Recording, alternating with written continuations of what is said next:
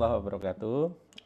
Bapak Ibu semuanya yang hadir di sesi yang kedua ini.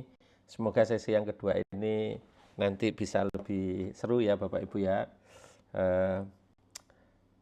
Sesi yang kedua ini saya ingin melanjutkan materi yang tadi, namun yang sesi kedua ini mohon maaf agak lebih teknis ya Bapak Ibu ya. Agak lebih teknis tentang ini bagaimana merancang penilaian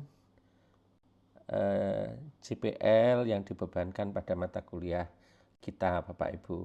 Apakah slide-nya sudah bisa dilihat Bapak Ibu? Slide-nya apa sudah bisa dilihat? Ya sudah ya. Ya Alhamdulillah ini yang hadir banyak ini ya Bu. Tadi sudah tembus 100 ya, ini nanti akan berkembang terus ini. Tadi kita sudah sampai pada slide yang nomor berapa ini? Slide nomor 24 ini di di PPT saya. Kita tadi sudah membahas kaitan antara mata kuliah, JPL, bahan kajian, materi pembelajaran, bentuk metode pembelajaran, dan juga teknik serta instrumen penilaiannya. Lalu Bapak Ibu, nanti ada pertanyaan ini. Setelah sub JPMK itu dinilai oleh Bapak Ibu melalui proses pembelajaran mata kuliah, maka bagaimana ini menariknya, ditariknya ke penilaian JPL Prodi begitu.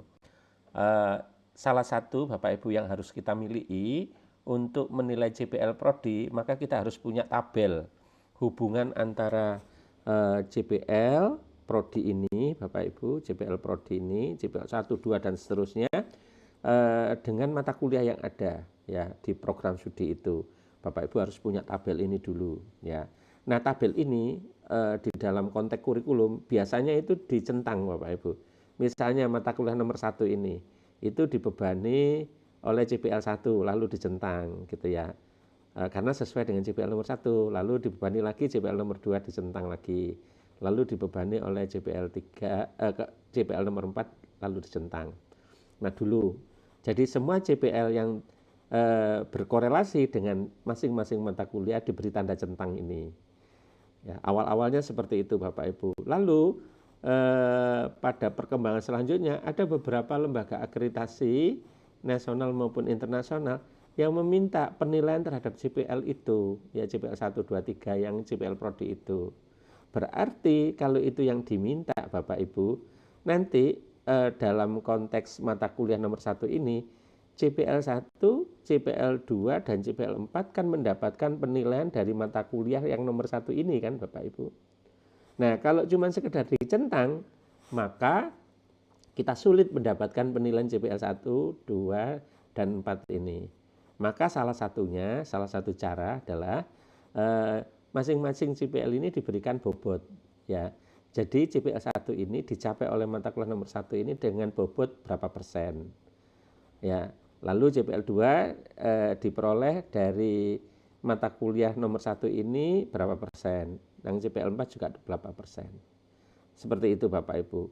Nah, pada saat si fulan mendapatkan nilai ya total di mata kuliah sinyal dan sistem nomor 1 ini nilainya 80, maka nanti 80 ini ya dikalikan 60%, itulah nilai JPL 1 dari mata kuliah nomor 1. Lalu nilai 80 dikalikan 10%, nah itulah nilai JPL 2 dari mata kuliah nomor 1. Demikian juga JPL 4 nilai 80 dikalikan 30%, itulah nilai JPL 4 dari mata kuliah nomor 1. Lalu setiap mata kuliah Bapak Ibu, setiap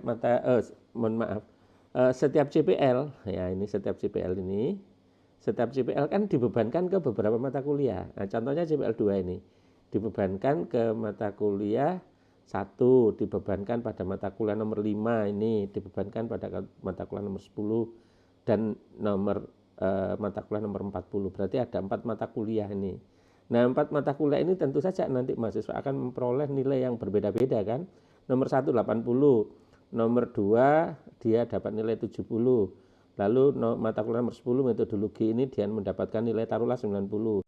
Tugas akhirnya 85. Berarti Bapak Ibu nilai-nilai yang didapat oleh mahasiswa ini untuk JPL 2 itu tinggal dikalikan saja. Yang nomor 5 mata kuliah nomor 5 ini dia mendapatkan 70, berarti 70 dikalikan 10%. Lalu nomor 10 ini dapat 90 kalikan 55%. Lalu tugas akhir 90 dikalikan 25. Total bobot persentasenya adalah 100%. Ditarik CPL ke bawah gitu ya. Sehingga Bapak Ibu penilaian CPL 2 ini didapatkan dari 4 mata kuliah dengan mengalihkan masing-masing capaian nilai di masing-masing mata kuliah dengan pembobotannya itu, lalu dihitung secara kumulatif, itulah penilaian CPL 2 gitu ya Bapak Ibu ya. Ya. Nah, yang sulit ya dari sisi prakteknya nanti adalah bernegosiasi ya atau merancang dengan teman-teman dosen di prodi. CPL nomor 2 ini dibebankan ke mata kuliah apa saja ini, ya mata kuliah mana saja, lalu masing-masing mata kuliah bobotnya berapa persen. Nah itu yang sulit ini Bapak Ibu. Sulit itu maksudnya perlu debat panjang ini. Ya tetapi debatnya mesti harus harus ada batasnya ya.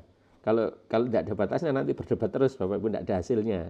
Dikasih batas lalu kesepakatan terakhir itu adalah yang terbaik ya. Jadi Bapak Ibu harus punya tabel CPL dengan mata kuliah seperti ini. Lalu masing-masing CPL yang dibeban ke mata kuliah ini bobotnya berapa persen ya. Seperti itu.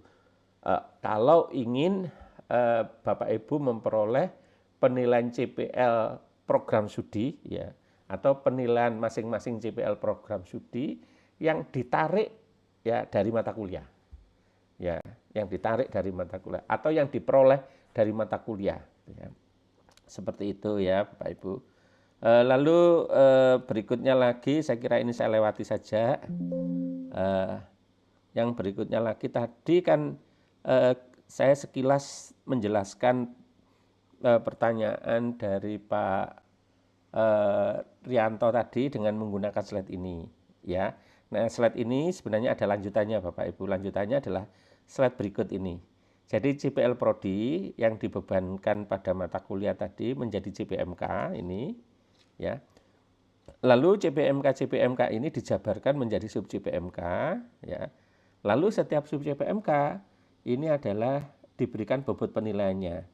Cara membobot penilaiannya seperti yang saya jelaskan tadi, yaitu berapa minggu ya masing-masing sub CPMK ini ditempuh. Jadi misalnya taruhlah ini 3 minggu dibagi dengan 16 minggu dikalikan 100%. Itulah bobot penilaiannya.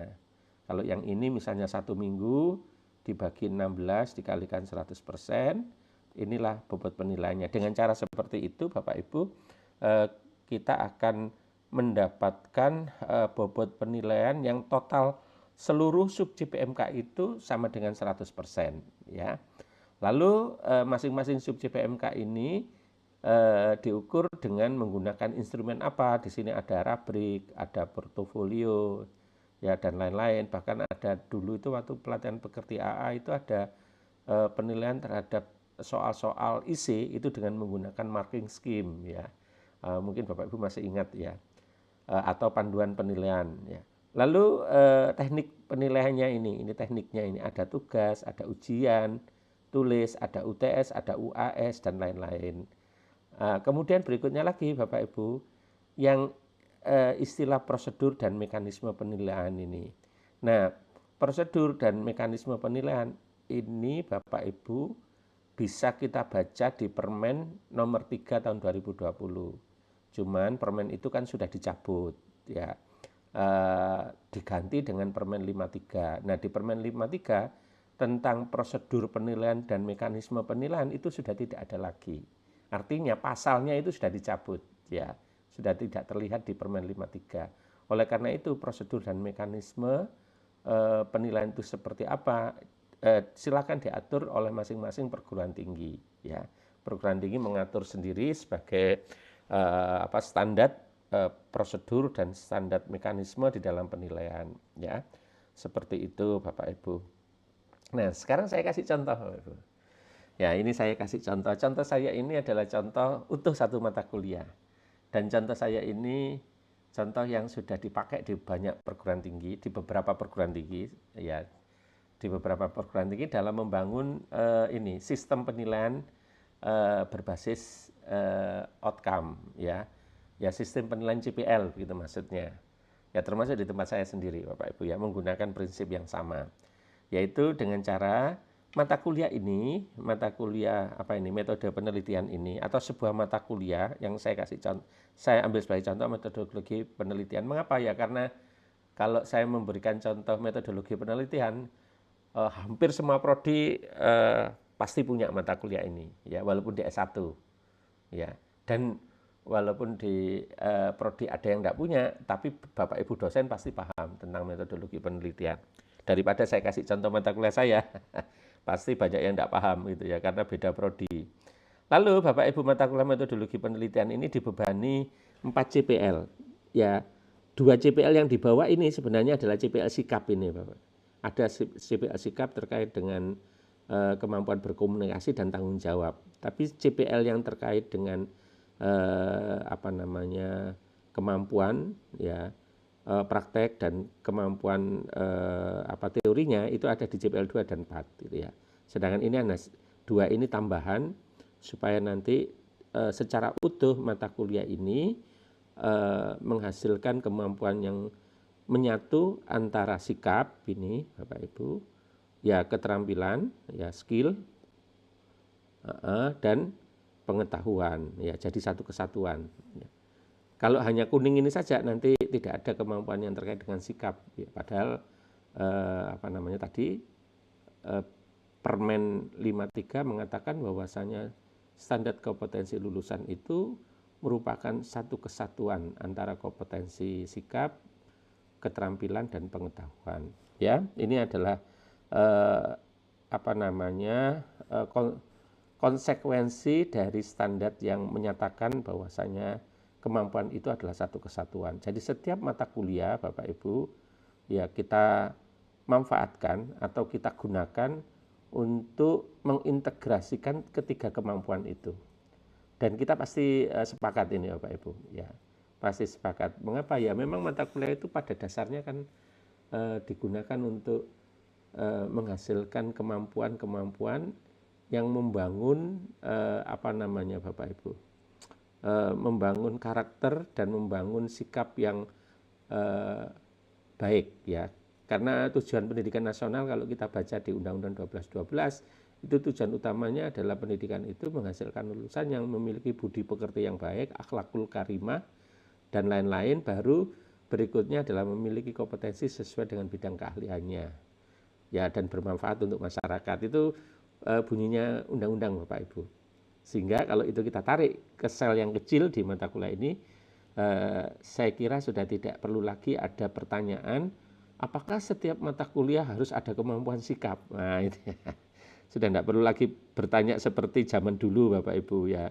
Jadi kita harus berupaya sekuat-kuatnya setiap mata kuliah kita mesti harus berupaya supaya mata kuliah itu bermanfaat untuk membentuk sikap, ya. Sikap apa saja? Ya bisa sikap profesional, sikap-sikap yang bersifat umum dan lain-lain. Lalu Bapak Ibu dari CPL ini kemudian kita reformulasi menjadi CPMK. Artinya mereformulasi itu Bapak Ibu adalah membuat CPL ini menjadi rumusan yang spesifik terhadap mata kuliah itu, gitu.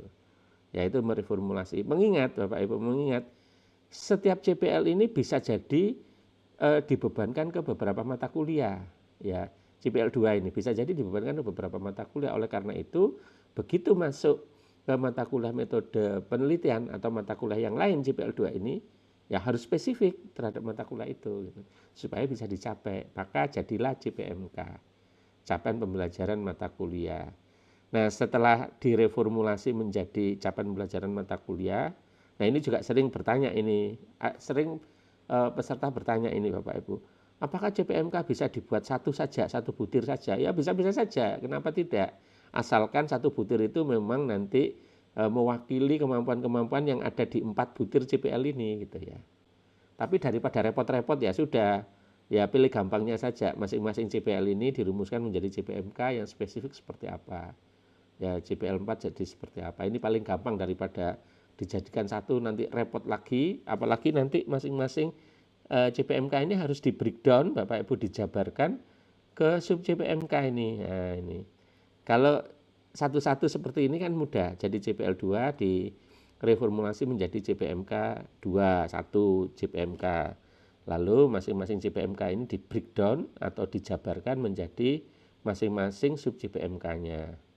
Nah, ini contohnya CPMK 2 ini dijabarkan menjadi sub CPMK 1, menjadi sub CPMK 2 yang masing-masing ditempuh dalam waktu 2 minggu. Ini 2 minggu ini ya Bapak Ibu. Lalu sub CPMK 2 ini juga ada unsur dijabarkan menjadi sub CPMK ke-6 ya. Ini perlu waktu 7 minggu ini waktunya, disediakan waktu 7 minggu. Lalu sub CPMK 4 menjadi 2 sub CPMK 3 dan sub CPMK 4. Ini masing-masing sub CPMK 3 2 minggu, yang sub CPMK 4 1 minggu. Dan seterusnya seperti itu Bapak Ibu. Lalu bagaimana dengan CPMK yang terkait dengan sikap? Ya Bapak Ibu pilih, nanti Bapak Ibu titipkan di sub CPMK yang mana. Nah di dalam contoh ini sub CPMK yang nomor 8 dan 9 dititipkan di sub CPMK nomor 6 yang perlu waktu panjang ini 7 minggu. Mengapa? Karena di sub CPMK nomor 6 ini adalah bunyi kemampuannya adalah kemampuan merancang penelitian dan menyusun proposal penelitian dan mempresentasikannya. Itu bunyi sub CPMK nomor 6 sehingga butuh waktu yang cukup panjang 7 minggu begitu, hampir separuh semester begitu, sehingga disitulah kesempatan mahasiswa belajar berkomunikasi karena ada presentasinya, ya belajar bertanggung jawab karena ada tugas-tugas yang harus dikerjakan begitu Bapak Ibu. Jadi CPMK sikap ini silakan Bapak Ibu carikan tempat yang cukup bagi mahasiswa untuk belajar terhadap kemampuan-kemampuan sikap ini. Lalu ini 2 minggu, dari mana 2 minggu? Tentu saja dari tingkat kesulitan ya, kesulitan mahasiswa untuk mencapai masing-masing sub CPMK tadi. Tadi saya kasih contoh kan Bapak Ibu, kalau mampu menjelaskan membuat meja hanya cukup 1 minggu saja. Tapi kalau mampu membuat meja ya perlu waktu 3 minggu. Nah itu maksudnya yang nakar Bapak Ibu dosen. Jadi berapa minggunya ini itu yang menetapkan Bapak Ibu dosen sebagai desainer pembelajaran gitu ya. Jadi Bapak Ibu ini kita ini dalam konteks mendesain ya pembelajaran termasuk di dalamnya penilaian. Nah, tadi untuk menentukan bobot penilaian masing-masing sub CPMK, di sini saya tuliskan di sini Bapak Ibu, 15%, 15%. Ini adalah bobot penilaian. Dari mana? Dari ini Pak, 2 minggu dibagi 16 minggu dikalikan 100% dibulatkan jadi 15. Begitu ya Bapak Ibu ya, sehingga nanti total bobot penilaiannya adalah 100% di bawahnya ini. Oke Pak ya, kita Bapak Ibu ya sudah dapatkan CPL menjadi CPMK lalu di breakdown menjadi sub-sub CPMK. Nah, sub-sub CPMK inilah yang nanti akan dinilai dalam konteks penilaian ya. Karena sub-sub CPMK ini akan dinilai seperti yang saya sampaikan tadi di depan, maka Bapak Ibu memerlukan indikator ini. Ya, misalnya sub CPMK 1 ini 2 minggu ada 2 indikator. Indikator 1.1. Nah, dari indikator 1.1 ini tentu saja ada bunyinya ya Bapak Ibu. Bunyinya indikator ini apa? Nah, itu nanti karena bunyi indikatornya itu menyebabkan pengukuran dari sub CPMK 1 ini dilakukan dengan tugas 1, dan karena membuat tugas mahasiswa, maka mahasiswa memerlukan rencana tugas mahasiswa. Jadi setiap tugas yang dikerjakan mahasiswa harus diberikan panduannya. Nah, panduan tugasnya itu sering disebut dengan RTM, rencana tugas mahasiswa. Ya kalau Bapak Ibu mau mengganti namanya ini ya silahkan saja, misalnya panduan tugas mahasiswa ya boleh-boleh saja ya, tidak ada ikatan itu. Nah lalu indikator yang kedua itu diukur dengan soal IC ini. Jadi Bapak Ibu, sub JPMK 1 dengan 1, 2, 3 indikator ini diukur dengan tugas dan diukur dengan soal IC.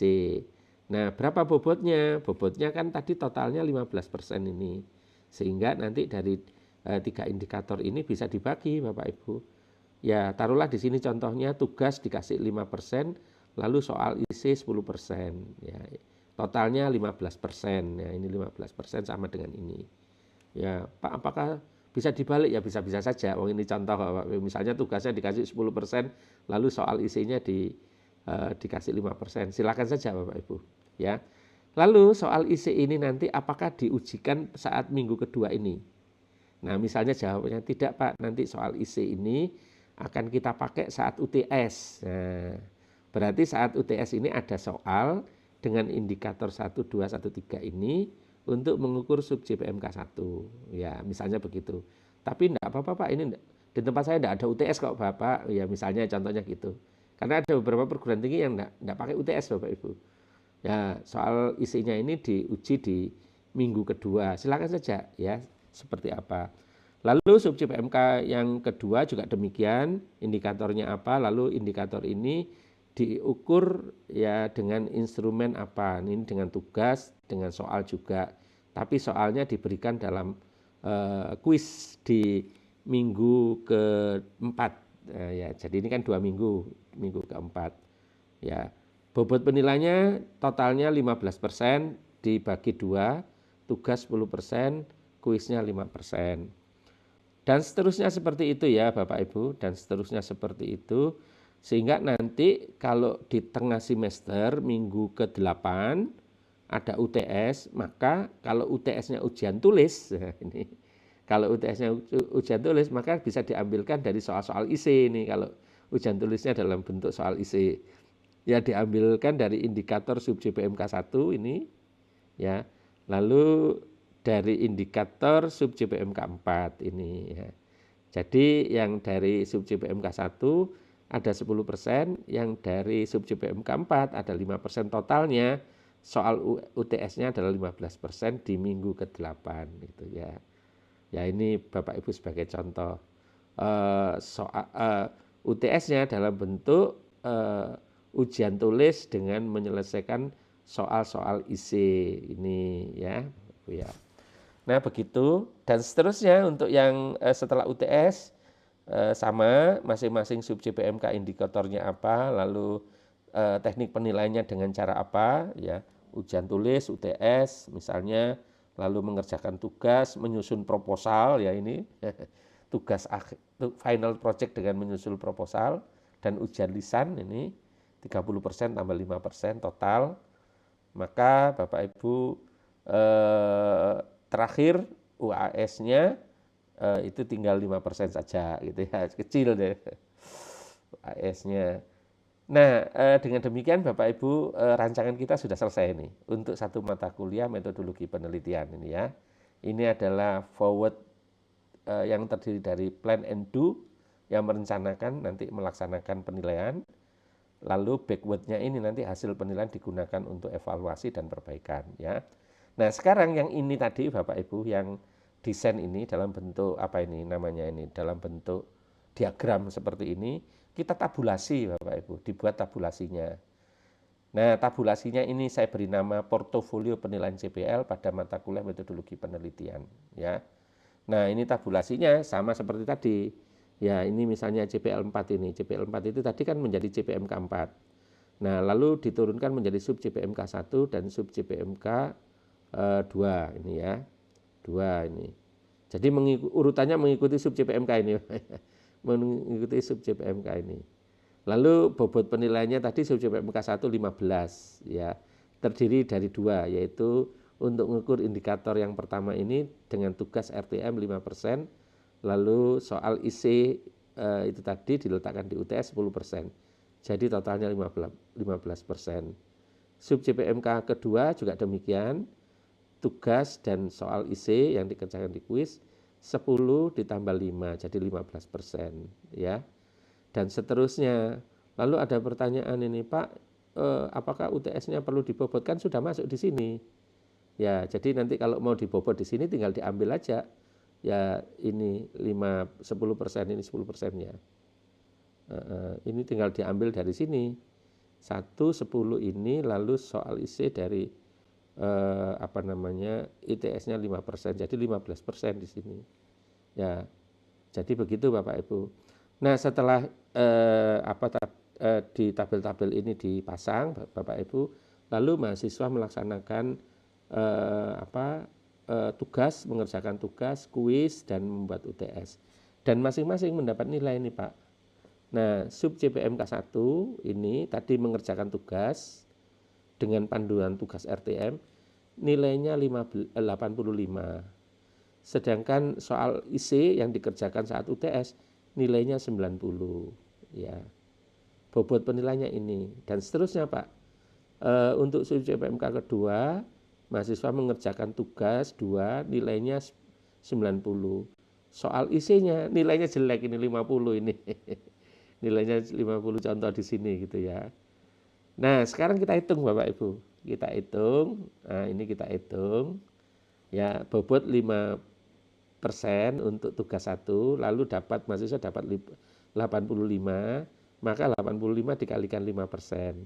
Hasilnya adalah 4,25. Demikian seterusnya, sehingga kalau ditarik ke bawah totalnya itu dari masing-masing sub CPMK, si mahasiswa ini tadi mendapatkan nilai 83,1. Kalau di tempat saya ini mendapatkan nilai B+ ini atau nilai AB atau A- ini ya. Sudah sangat tinggi 83 ini ya. Sudah dapat nilai di tempat saya ini kategori soalnya itu kelulusannya AB. Jadi ada A yang paling tinggi, lalu ada B, di antara A dan B itu ada AB di tempat saya, tapi di tempat yang lain bisa beda. Ada yang menggunakan istilah A- atau B+ dan lain-lain. Nah, totalnya Bapak Ibu mahasiswa mendapatkan nilai 83,1. Tetapi ada beberapa sub CPMK yang dia nilainya jelek, yaitu sub CPMK 2 ini ya untuk indikator 22 nilainya dapat 50. Nah, sub CPMK 4 ini ya malah dia dapat nilai lebih rendah lagi, nilai 40 Bapak Ibu. Nah, pertanyaannya adalah nilai 50 ini perlu diperbaiki atau tidak gitu. Nah, dulu waktu kami mengikuti mengikuti sertifikasi AUN QE Bapak Ibu, ini pernah menjadi pertanyaan ya. Ditanyakan, yang nilainya jelek ini sub CPMK yang nilainya jelek, apa yang dilakukan oleh Bapak Ibu dosen? Itu pertanyaannya seperti itu. Waktu itu kita jawab bahwasanya mahasiswa ini memang ada nilai jelek, tetapi nilai kumulatifnya mereka lulus, bahkan nilainya bagus sekali ini AB ini ya. Ya, bukan yang terbagus tapi ya di atasnya bagus lah ini ya, di antara A dan B gitu ya. Mahasiswanya lulus ini. Terus asesornya bilang, "Oke, kalau begitu." Nah, pertanyaannya sekarang, apakah sub CPMK yang nilainya 50 dan 40 ini tidak penting? Nah, waktu itu kita terkunci dengan pertanyaan itu. Kita mengatakan, "Oh iya penting." Ya. Loh, kalau penting, mengapa nilainya jelek ini mereka tidak diberikan kesempatan untuk belajar kembali gitu ya. Walaupun nilai totalnya dia lulus dan bagus gitu. Ya mestinya ini yang nilainya jelek ini diberikan kesempatan dia untuk memperbaiki nilainya. Kalau memang sub CPMK 2 dan sub CPMK 4 ini memang kemampuan yang penting gitu. Nah, itu Bapak Ibu pertanyaannya seperti itu. Ya. Nah, lalu Bapak Ibu dari pertanyaan asesor yang berulang-ulang seperti itu, setiap kali datang melakukan visit lapangan selalu ditanya hal yang sama. Akhirnya di tempat saya ada kebijakan Bapak Ibu bahwasanya setiap kemampuan yang nilainya itu gagal atau nilainya di bawah thresholdnya ya sasarannya, maka mahasiswa berhak untuk memperbaiki nilainya maksimum 3 kali. Jadi dengan kebijakan itu Bapak Ibu, sub CPMK 2 ini yang nilainya 50 dan sub CPMK 4 yang nilainya 40 itu mahasiswa bisa meminta ke dosen untuk meminta perbaikan. Ya. Jadi begitu tahu dia nilainya 50 dan 40, dia bisa segera datang ke dosen untuk menyampaikan ini. Ya, itu kalau dari mahasiswa. Kalau dari dosen mestinya tidak perlu mahasiswa minta. Ya, dosennya harus memanggil mahasiswa. Ini nilaimu jelek loh ya ini 50 ini yang sub CPMK 2 indikator 2.2 ini sama ini. Sub CPMK 4 indikator 4.2 ini nilaimu jelek ini. Kamu perbaiki. Ya. Bisa dosennya yang aktif ya karena itu sudah masuk di standar dan sudah masuk ke peraturan ya, peraturan akademik. Ya, mestinya dosennya yang aktif. Nah, ini saya mengalaminya, Bapak Ibu anak saya waktu kuliah S2 di Belanda di di Universitas Twente, itu seringkali dia kena remedial, dia dipanggil sama profesornya. Karena waktu sekolah di sana ternyata prodinya prodi multidisiplin. Anak saya dari jurusan teknik elektro, mengambil teknik elektro di sana, tetapi teknik elektro di sana itu tidak hanya mempelajari listrik, Pak, tapi juga mempelajari legal formalnya, hukumnya kayak apa. Lalu mempelajari juga dampak sosialnya seperti apa dengan kemajuan listrik ini dan seterusnya. Nah, dia tidak punya bekal itu sehingga dia sering dipanggil profesornya untuk resit. Resit itu sama dengan remedial. Untuk mengulang ini kamu jelek loh ya. Di sub CPMK 2 ini dapat 50, kamu perbaiki. Dipanggil Bapak Ibu sama profesornya. Lalu saya tanya sama anak saya, apakah mahasiswanya sedikit atau banyak? Dia mengatakan, loh mahasiswanya banyak. Mahasiswanya 25 orang. Satu angkatan itu. Jadi dengan mahasiswa segitu banyak itu masih profesornya masih sempat memanggil mahasiswanya yang nilainya jelek. Kita seringkali beralasan karena mahasiswanya banyak gitu ya. Mahasiswa kita banyak bla bla bla begitu ya. Alasannya itu. Ya. Nah, itu Bapak Ibu. Jadi nanti Bapak Ibu harus punya catatan di portofolio ini. Nah, ini ada catatannya ini Bapak Ibu, ini catatannya. Ya, ada perbaikan pada indikator 2.2. Ya, ada perbaikan, berapa kali perbaikannya. Misalnya dilakukan perbaikan sampai 3 kali. Ya, perbaikan atas sub CPMK 2 dengan indikator 2.2. Tapi hasil akhirnya tetap nilainya 50 karena setiap diperbaiki ternyata ya memang kemampuannya segitu, dapat 50 gitu ya. Harapannya kan nanti bisa naik sampai 80 gitu ya. Tapi ternyata setelah diperbaiki 3 kali begitu tapi tetap 50. Demikian juga yang bawah ini. Setelah diperbaiki ternyata tetap 40 gitu ya. Nah, bagaimana kalau tetap nilainya jelek seperti ini? Nah, kalau tetap nilainya jelek seperti ini dan kita sudah melakukan upaya-upaya untuk melakukan perbaikan, kita sudah tidak terkena tanggung jawab lagi. Karena kita sudah melaksanakan kewajiban kita memberikan kesempatan mahasiswa untuk memperbaiki gitu ya Bapak Ibu ya.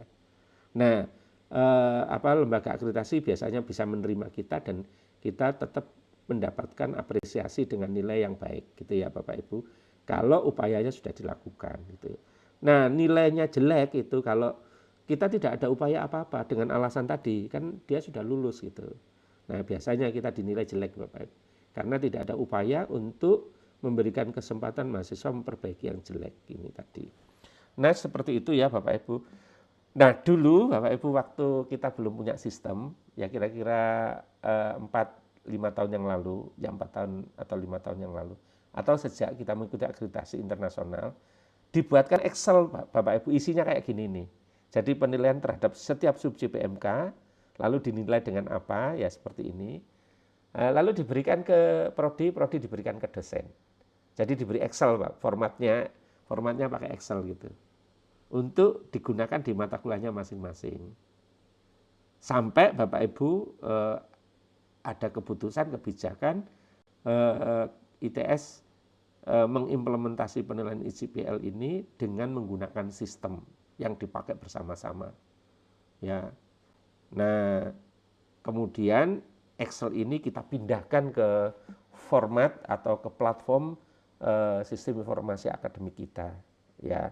Jadi dosen sekarang ya sudah tinggal memasukkan nilainya ini saja Bapak Ibu, nilai yang ini saja. Yang ininya sudah dihandle oleh aplikasinya, sudah tidak kelihatan yang rumitnya ini ya.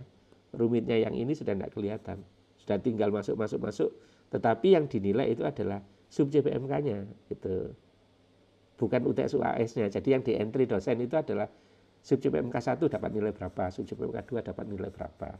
Nanti sistemnya yang ngatur, yang menghitung sendiri totalnya seperti apa. Ya, Bapak Ibu seperti itu.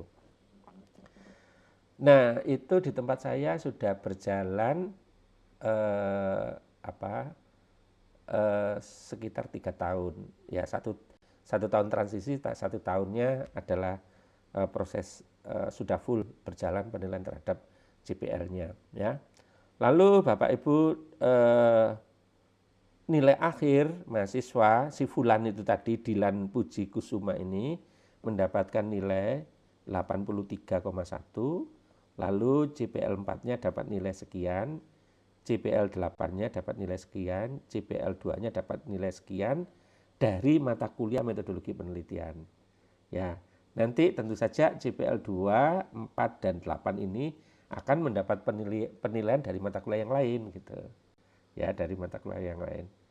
Nah, itu lalu khusus untuk mata kuliah metodologi penelitian ini ya, metodologi penelitian ini laporannya Bapak Ibu seperti ini laporannya. Nama mahasiswa, nomor mahasiswa seperti biasa begitu ya Bapak Ibu.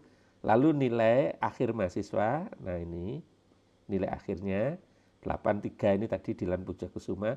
Lalu di ureannya itu CPL Bapak Ibu. Tentu saja ini akhirnya CPL yang kalau biasanya kan tidak. Kalau biasanya kan kuis 1, UTS, UAS gitu ya Bapak Ibu ya. Nah, sekarang bisa dilihat ini. Jadi dari total nilai ini JPL 2 dapat berapa, JPL 4 dapat berapa dan seterusnya. Ya, seperti itu ya Bapak Ibu. Nah, oleh karena itu Bapak Ibu di dalam RPS kami dan juga Bapak Ibu barangkali juga sudah melihat buku panduan penyusunan kurikulum pendidikan tinggi yang dikeluarkan oleh Belmawa Dikti ya edisi tahun 2024 itu Bapak Ibu contoh RPS-nya ada tambahan yaitu ada tabel ini ya. Ada tabel ini, tabel di bawah ini. Yaitu hubungan antara masing-masing CPL dengan sub CPMK. Ya. Jadi kalau yang lama kan ini belum ada, ya baru ini saja. Ini saja ya. Sehingga Bapak Ibu nanti akan terlihat di sini masing-masing sub CPMK itu bobot penilaiannya berapa ini. Nah, ini berapa? Lalu totalnya 100%. Lalu masing-masing sub CPMK ini terkait dengan JPL yang mana? Misalnya sub CPMK 1 hanya terkait dengan JPL 2 saja, maka bobot penilaiannya 15% taruh sini.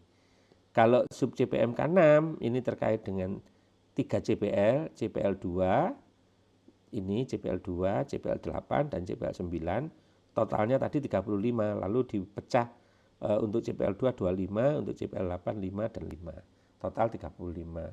Jadi kalau ditarik Bapak Ibu, ditarik ke sana ya. Ini adalah masing-masing sub CPMK, ini adalah bobot penilaiannya. Lalu kalau ditarik ke bawah sini ke kolom masing-masing JPL, itu JPL 2 dapat nilai bobot penilaiannya 55, JPL 4 35, JPL 8 5, JPL 9 5, totalnya juga 100% ya. Nah, begitu Bapak Ibu. Nah, inilah yang nanti dinilai oleh dosen ya. Masing-masing sub CPMK inilah dinilai oleh dosen ya.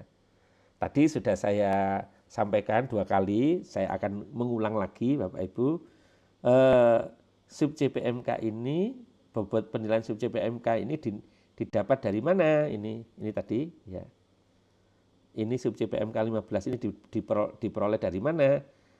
Dari lama minggunya Bapak Ibu. Tadi kan ini 2 minggu, 2 minggu, 2 minggu, ini 1 minggu, ini 2 minggu, ini 7 minggu. Nah, dari sini tadi maka masing-masing minggu ini dibagi dengan total minggunya dikalikan 100%.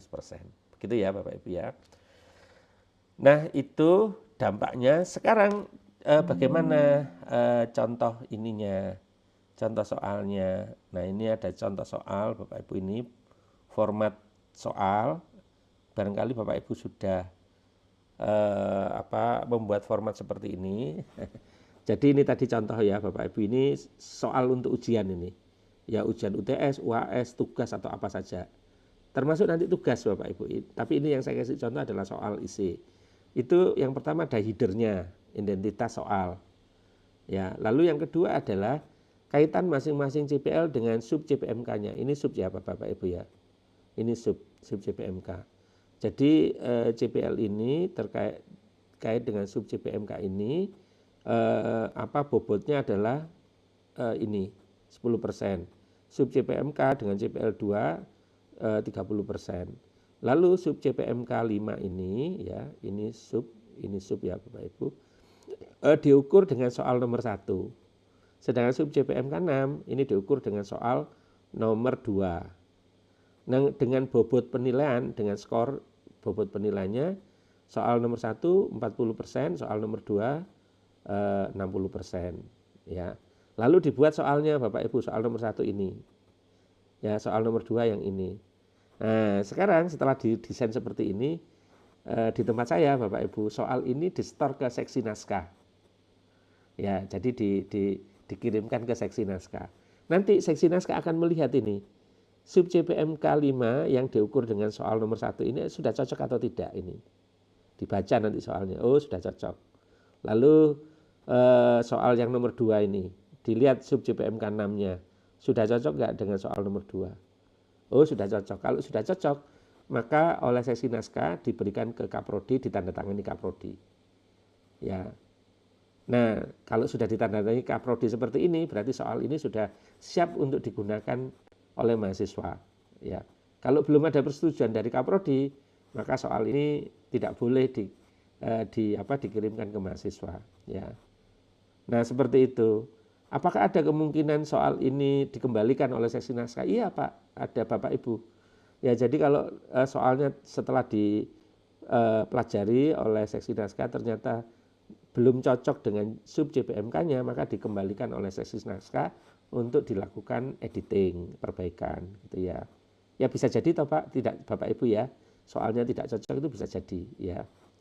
Nah, tetapi jarang Bapak Ibu ya, biasanya dosen cukup teliti untuk melihat masing-masing sub CPMK dengan soalnya. Nah, inilah Bapak Ibu soal ya, lembar soal yang sering ditanya atau gini, lembar soal yang sering diminta sebagai eviden bahwasanya pengukuran itu adalah pengukuran melalui ujian itu memang basisnya adalah CPL, CPMK dan sub CPMK. Memang soal itu mengukur dengan eviden ini, soal ini ya, lembar soal ini mengukur sub CPMK-nya, CPMK-nya dan CPL-nya ya. Nah, itu Bapak Ibu. Hal yang sederhana, ya, ini sederhana sebenarnya Bapak Ibu, tapi awal-awalnya kita memang sempat bingung ya, apa ya yang dimaksud eviden yang menggambarkan bahwasanya penilaian itu berbasis pada outcome base ya. Apa ya yang dimaksud ya? Lalu kita berpikir ya sudah, pokoknya setiap soal kita buat sub CPMK-nya. Setiap soal ada CPMK-nya.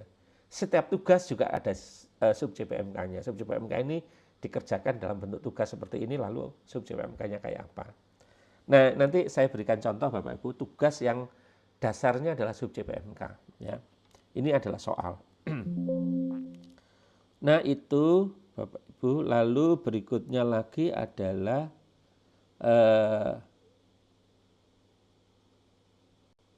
ini Bapak Ibu, penilaian dengan menggunakan berbagai macam instrumen ya. Instrumen penilaian. Nah, seperti yang tadi saya sampaikan pada Bapak Ibu, ada penilaian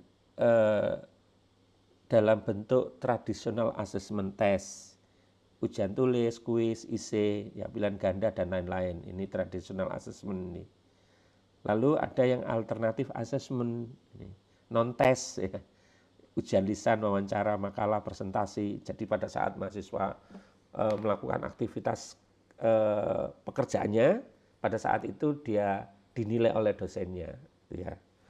Jadi pada saat seperti ujian praktek itu ya Bapak Ibu ya, praktek, mahasiswa mempraktekkan sesuatu, Bapak Ibu ada di situ, lalu Bapak Ibu membawa rubrik, ya dengan rubrik itu Bapak Ibu menilai kemampuan komunikasinya kayak apa, kecepatan bekerjanya seperti apa, ketepatan dia menjalankan SOP-nya seperti apa, dan seterusnya.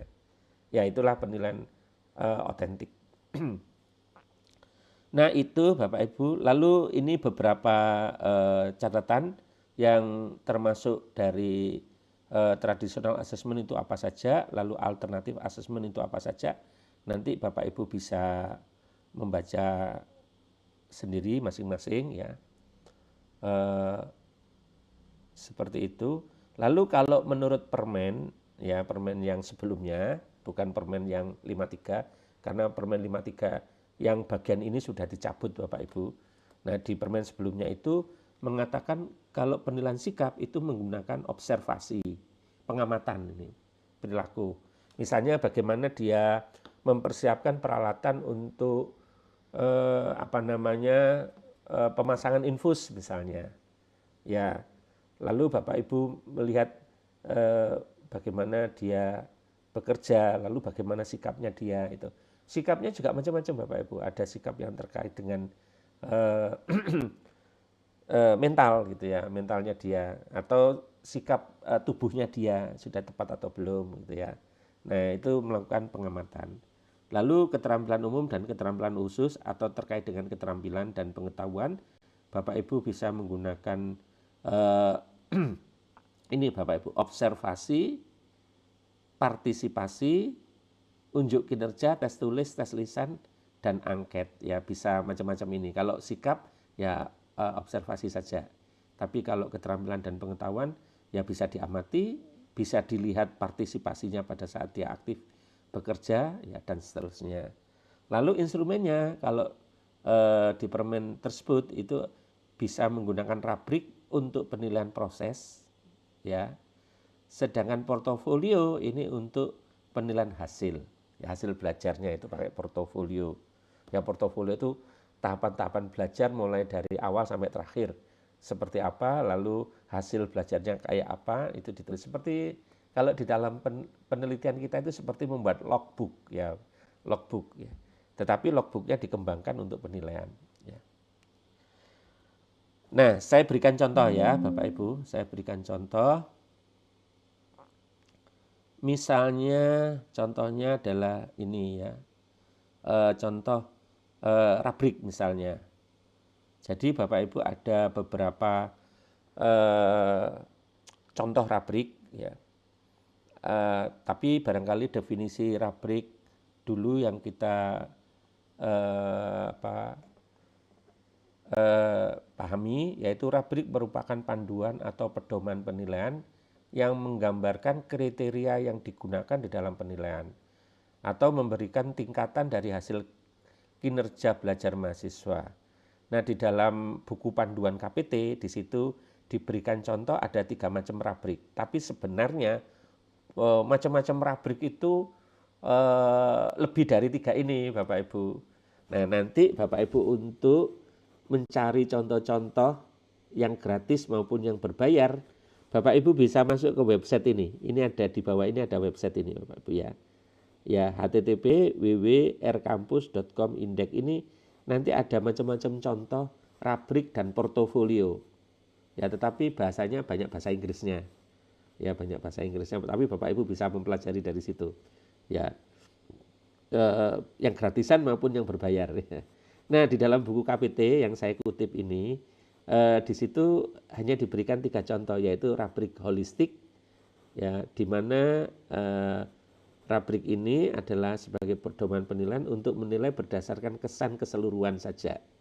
Ya, jadi kesan keseluruhan dari penilai, ya, secara overall begitu saja Bapak Ibu. Lalu yang kedua adalah rubrik analytics, yaitu panduan penilaian yang setiap skalanya itu lebih detail karena di situ dideskripsikan ya setiap skalanya itu. Lalu berikutnya adalah rubrik skala persepsi, yaitu panduan penilaian yang setiap skalanya itu tidak diberikan deskripsi ya, tetapi diserahkan ke persepsi masing-masing penilainya Bapak Ibu dosen. Nah, contohnya ini Bapak Ibu, ini adalah contoh rubrik holistik ya. Yang dinilai adalah mampu menyusun rancangan pembelajaran, ini contohnya ini ya. Ini kemampuan yang dinilai. Lalu yang grade-nya ya itu sangat kurang dengan skor lebih kecil 20, kurang antara 21 sampai 40 dan seterusnya sampai sangat baik itu di atas 81. Nah, masing-masing grade ini tadi ya itu diberikan secara holistik ya, secara umum saja kriteria penilaiannya. Ya, sangat kurang itu apabila rancangan yang disajikan tidak teratur dan tidak menyelesaikan permasalahan. Ya. Lalu sangat baik yang paling bawah, ekstrim bawah ini nilainya lebih besar dari 81 jika rancangan yang disajikan sistematis, yang menyelesaikan masalah, dapat diimplementasikan dan inovatif. Nah, ini dapat nilai yang paling tinggi. Jadi ada grade-nya, ada skornya, ada kriteria penilaiannya. Ya, itu adalah rubrik holistik. Ya. Lalu berikutnya adalah rubrik skala persepsi ini. Ya. Nah, yang dinilai adalah mampu melakukan presentasi pada ujian tugas akhir mahasiswa. Kemampuan yang dinilai atau aspek yang dinilai atau indikator yang dinilai, macam-macam istilahnya. Ada yang bilang aspek, ada yang bilang dimensi, ada yang bilang indikator gitu ya. Macam-macam. Ya, ada yang bilang unsur yang dinilai ya aspek yang dinilai kemampuan komunikasi, penguasaan materi, kemampuan menghadapi pertanyaan, kemampuan penggunaan peralatan peraga, ya presentasi, ketepatan menyelesaikan masalah. Ya, lalu dibuat grade-nya Bapak Ibu. Grade-nya itu ada berapa ini? Ada 5. Mulai sangat kurang sampai dengan sangat baik. Tetapi tidak ada penjelasannya. Kalau yang ini tadi kan ada penjelasannya Bapak Ibu. Nah ini holistik masih ada penjelasannya. Kalau ini setiap grade-nya ini diserahkan persepsi penilaiannya pada dosen. Atau penilaiannya diserahkan pada persepsi dosen. Ya, tepatnya begitu. Ya misalnya kemampuan komunikasi, dia diberi nilai 80, itu diserahkan ke masing-masing dosen. Ini persepsinya dosen masing-masing. Seperti apa gitu ya. Lalu yang terakhir ini, yang ketiga dalam contoh ini ya, yaitu rubrik analytics. Ya. Di sini kemampuan yang dinilai mampu melakukan presentasi ilmiah, sama-sama presentasinya seperti tadi ya. Lalu, nah ini pakai istilah indikator, tadi kan pakai istilah aspek ya.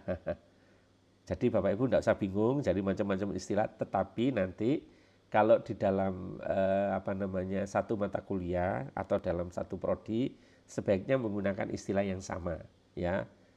Aspek yang dinilai, dimensi yang dinilai ataukah indikator yang dinilai ya. Nah, di sini yang dinilai adalah organisasi di dalam presentasi ini yang dinilai. Lalu yang dinilai lagi adalah isi dari presentasinya. Lalu gradingnya Bapak Ibu mulai yang sangat kurang sampai dengan sangat baik. Dengan skala yang ditetapkan ini ya, dengan skor yang ditetapkan, skor. Ya mulai dari kurang dari 20 sampai lebih dari 81 ini ya. Lalu masing-masing ini Bapak Ibu masing-masing grading ini dengan skornya ini diberi deskripsi gitu ya. Misalnya ini organisasi dalam presentasi. Nah, itu nilainya kurang atau lebih kecil dari 20 apabila tidak ada organisasi yang jelas.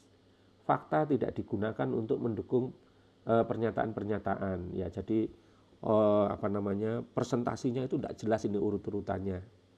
Ya, dan tidak ada fakta apapun yang dia sampaikan di dalam presentasi itu. Ya. Lalu diberi nilai sangat baik, ini paling tinggi ini ya, sangat baik.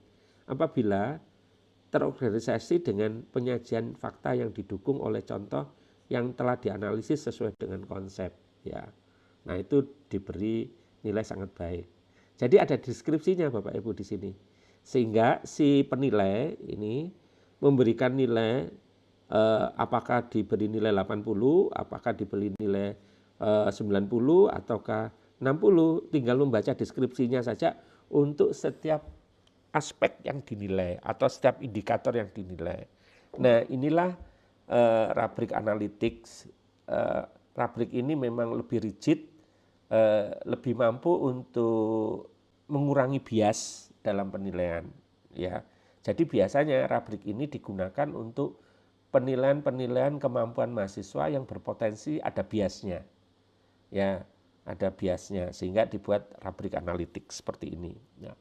Nah, ini 3 contoh nanti barangkali perlu Bapak Ibu coba di mata kuliah Bapak Ibu masing-masing.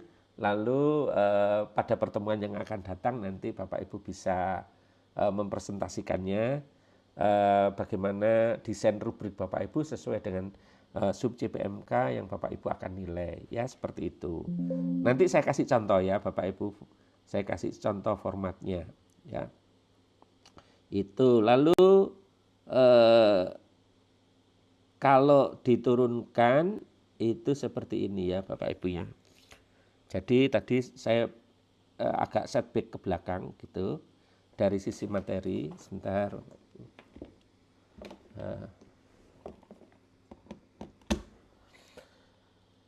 Tadi di dalam penilaian itu kan ada indikator, ada kriteria, ya ada 2 istilah ini, ya ada indikator penilaian, ada kriteria.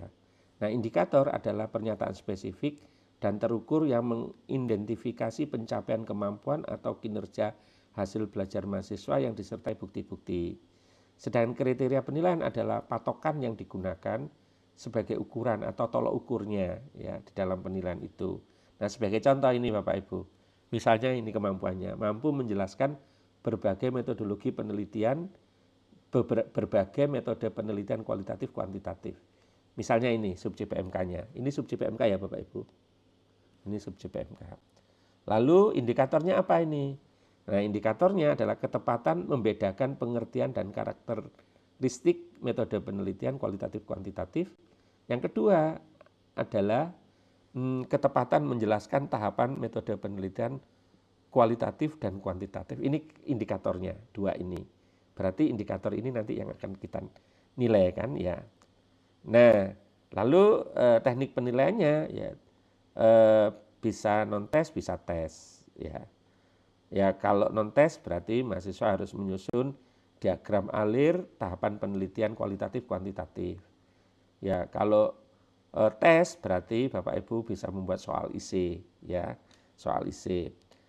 Nah, sekarang bagaimana menilainya dengan menggunakan instrumen apa? Nah, kalau mahasiswa nanti membuat diagram alir tahapan-tahapan penelitian, Bapak Ibu bisa menggunakan rubrik.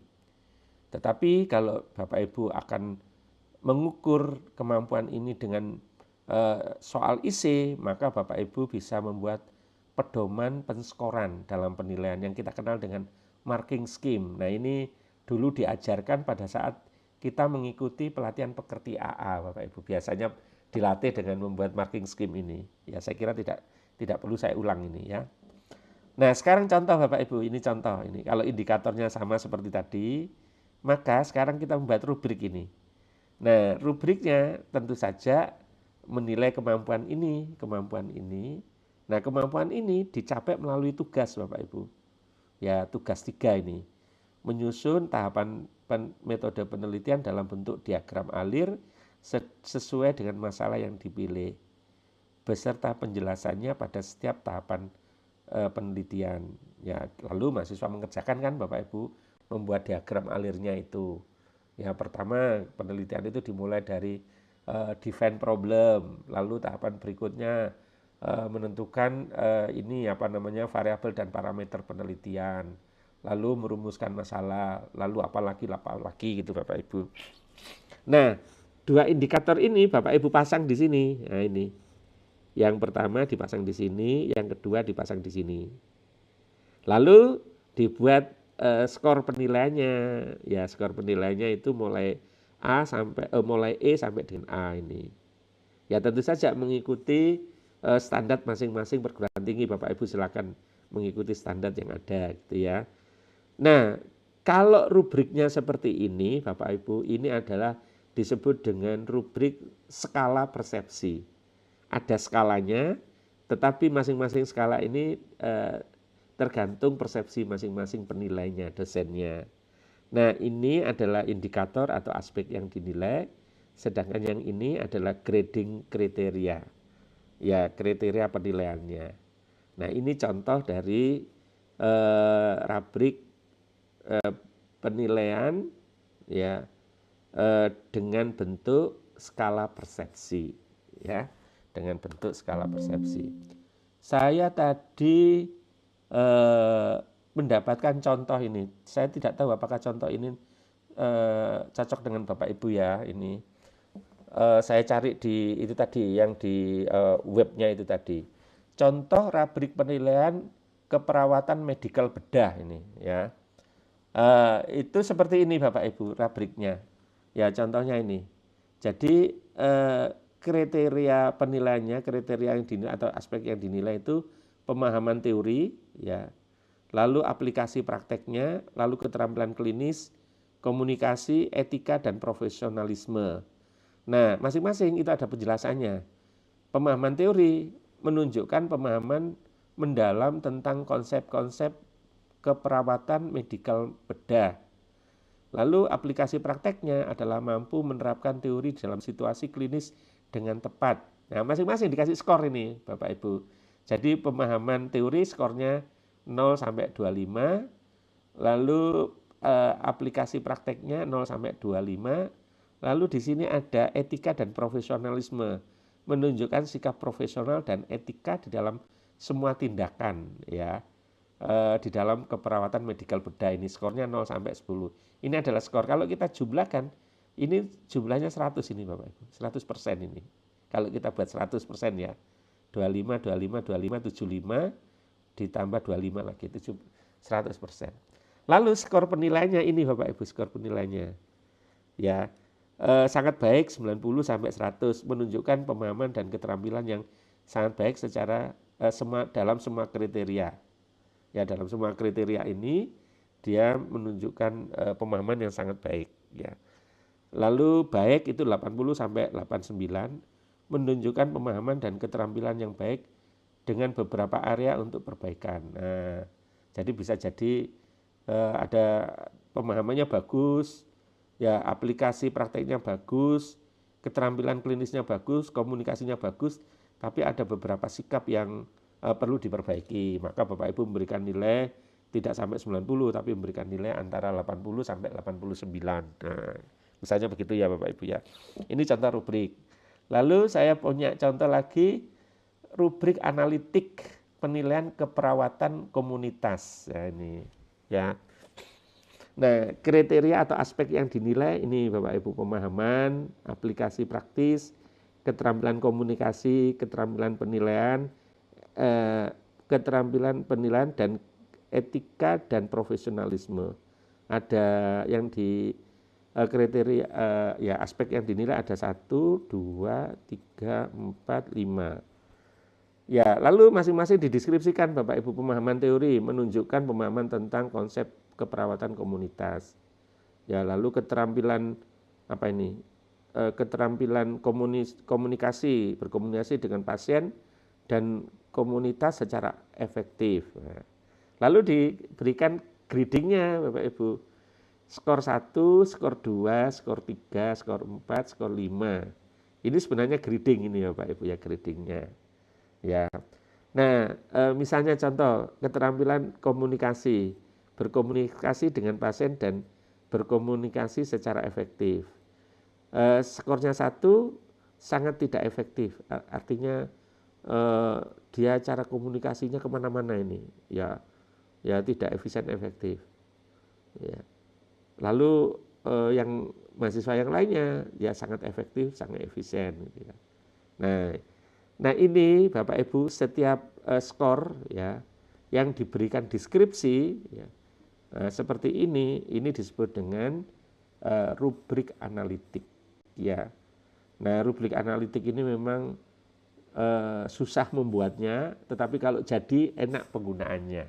Ya kita karena ada panduannya, begitu setiap pemberian skor itu kita ada panduannya, ya Bapak Ibu. Jadi seperti itu. Ada lagi enggak contoh ya? Oh tidak ada lagi. Nah itu dalam bentuk rubrik ya.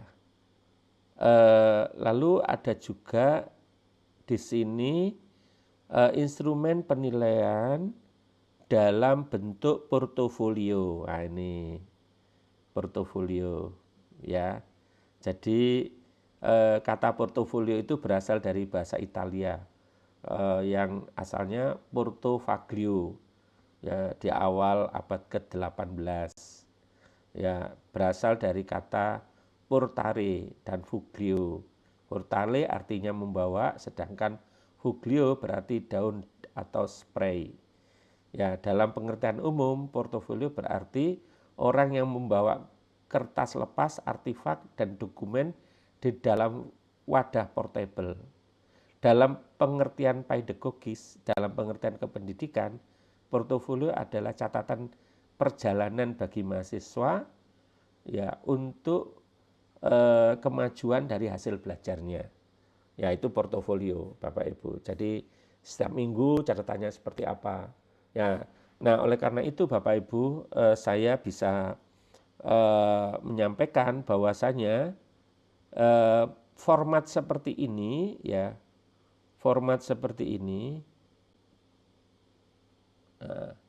format seperti ini ya, bisa saya katakan ini adalah sebuah portofolio.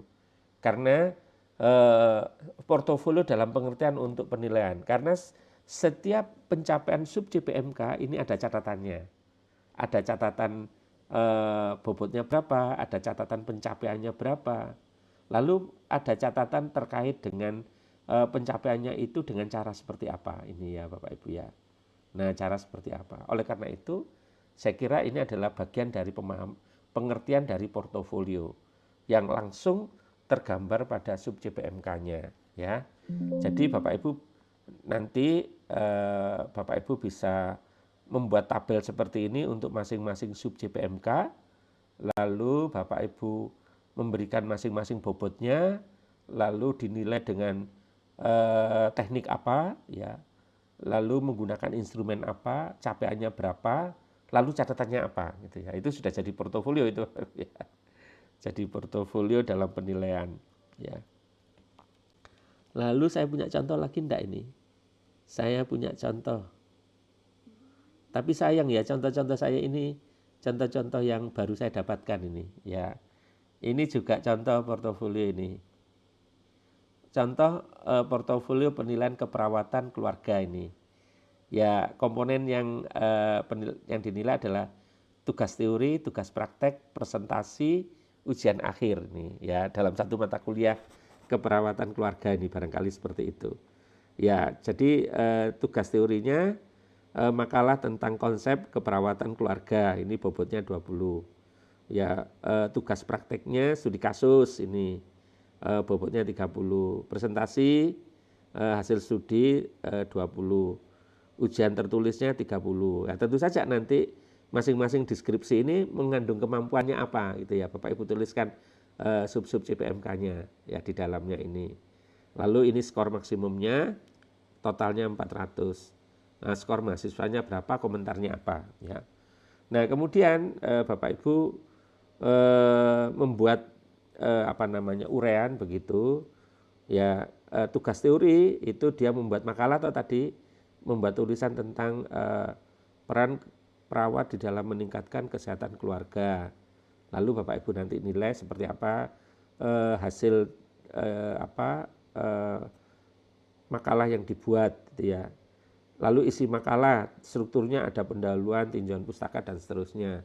Tapi Bapak Ibu dosen banyak yang khawatir ini kalau nanti mahasiswa diberikan tugas untuk membuat makalah, jangan-jangan pakai ChatGPT ya. ChatGPT ini ya. Ini Bapak Ibu semuanya pada kesulitan ini kalau ada mahasiswa yang menggunakan ChatGPT untuk mengerjakan tugas.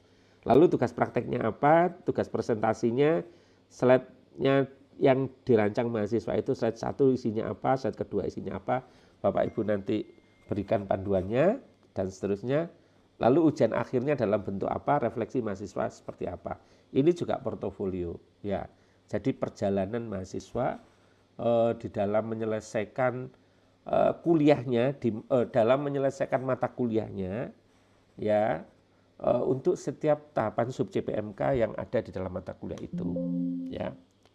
Lalu contoh berikutnya lagi ada portofolio yang dalam bentuk ini mahasiswa magang ini. Nah, ini Ya, ini portofolio dalam bentuk magang ini Bapak Ibu. Misalnya mahasiswa magang di mana di rumah sakit ya, ya atau di mana begitu minggu pertama apa yang dia lakukan, kegiatannya apa minggu pertama. Ya, ini kegiatan pertama apa. Lalu kegiatan ini dalam rangka untuk kompetensi yang mana ya atau CPL yang mana ini. Ya, CPL yang keberapa, CPMK yang mana dan sub CPMK yang mana.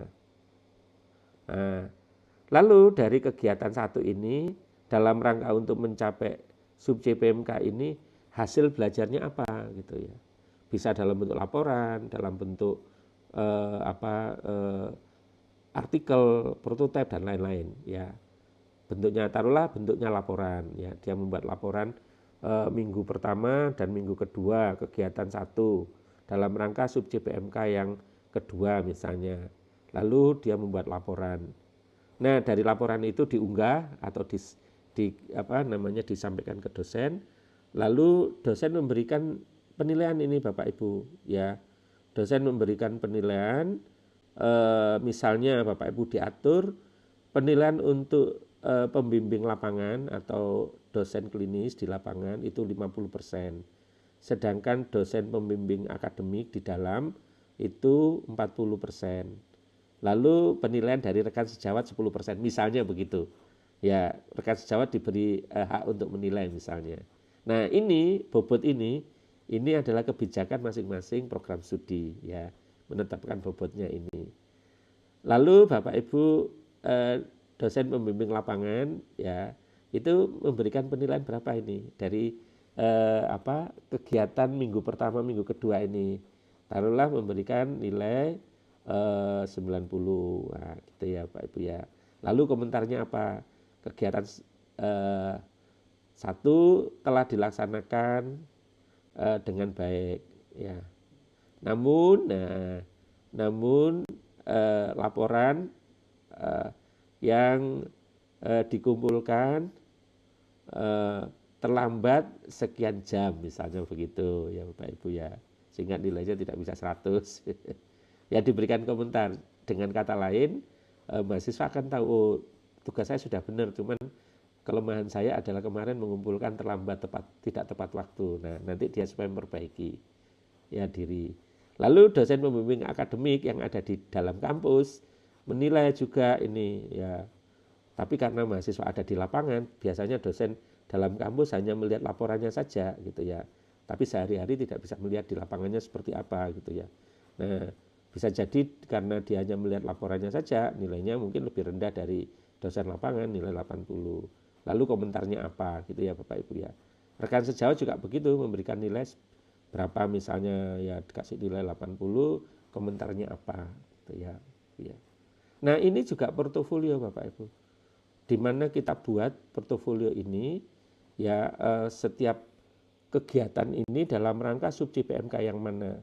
Nah, portofolio ini Bapak Ibu bisa dibuat berbasis online ya, secara online ini. Misalnya pakai Google Form misalnya begitu. Atau kalau Bapak Ibu di kampus ada, itu pakai sistem ya. Kalau di tempat saya ada ini Bapak Ibu. Ya, student connection namanya. Ya, di tempat saya itu ada aplikasi yang dibuat oleh institusi yang bisa digunakan untuk menilai aktivitas mahasiswa belajar di luar kampus ya. Jadi mahasiswanya akan menuliskan kegiatannya apa, lalu luaran pada saat kegiatan itu disubmit Bapak Ibu di sini. Seperti kalau kita mensubmit di Pak ya, di sister ya itu, evidennya itu. Nah, ya seperti itu. Nanti oleh dosen diklik, oleh evaluator diklik, evidennya dipelajari. Lalu diberikan penilaian, diberikan umpan balik ya. Lalu kalau sudah ditandatangani, diklik oleh masing-masing dosen. Dosen pembimbing ini ngeklik, lalu dosen pembimbing akademik ngeklik, lalu rekan sejawat ngeklik untuk masing-masing ini. Nah, ini juga portofolio Bapak Ibu. Ya, salah satu bentuk portofolio yang digunakan untuk menilai JPL yang kegiatan belajarnya itu dalam bentuk belajar di luar kampus ya. Nah, seperti itu Bapak Ibu, mungkin eh, sampai di sini dulu penyampaian materi saya.